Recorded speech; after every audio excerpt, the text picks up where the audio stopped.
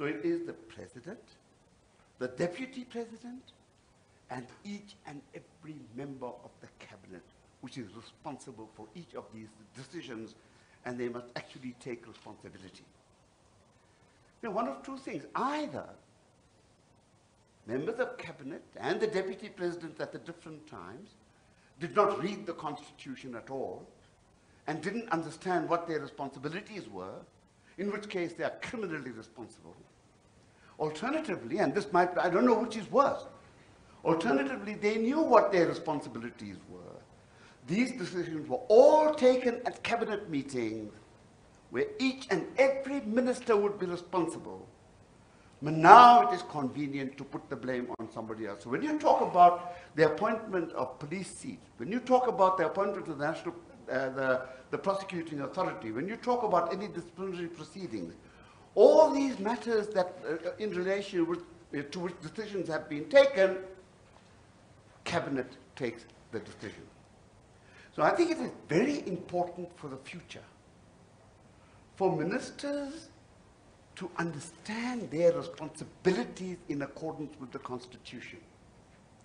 They must understand their responsibilities sufficiently and take collective responsibility for what happens. Part of the problem is, maybe that our ministers need to be educated on what their constitutional responsibilities are.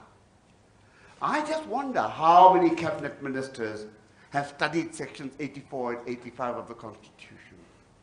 How many people realize that the whole of the cabinet is responsible? And I think that that is one thing that people must begin to understand very, very clearly. Otherwise, we are not going to get anywhere at all.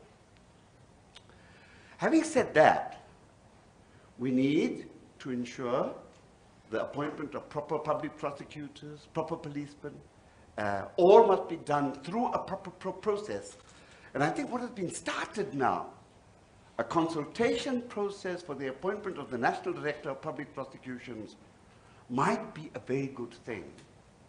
But it may also be a very good idea, because part of the problem is that in our system of government, the separation of powers between the executive on the one hand and the legislature on the other hand is not worth really much.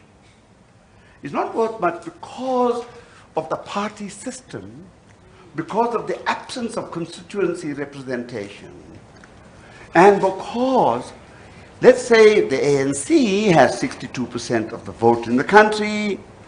They appoint the cabinet, which comes from the ANC.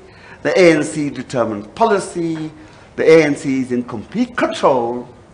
And the idea, ordinarily, that members of the African National Congress, who are members of parliament, are going to bring their own leaders, the senior members of their own political parties who are cabinet ministers, or the boss of the political party who is the president of the country, if they are going to, the notion that the members of the ANC are going to call their own people very seriously to account is a very, very difficult notion indeed. And we understand what happened in Nkandla. It was quite obvious that those things, the upgrading work done there had nothing to do with security. And yet, in my view, people just lied to protect each other. Every member of the cabinet during Nkandla time would have known, or ought to have known, that these security upgrades are not good.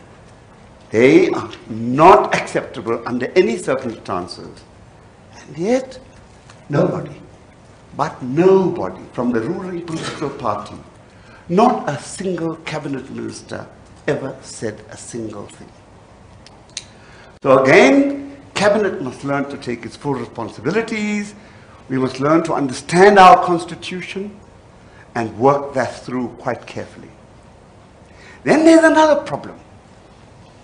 The other problem is about the duties of members of Parliament.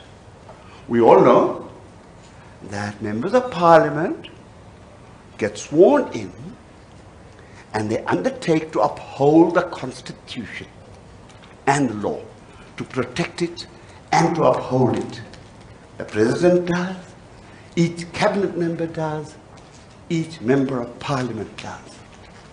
And the interesting question which we've got to work out is, what do members of Parliament do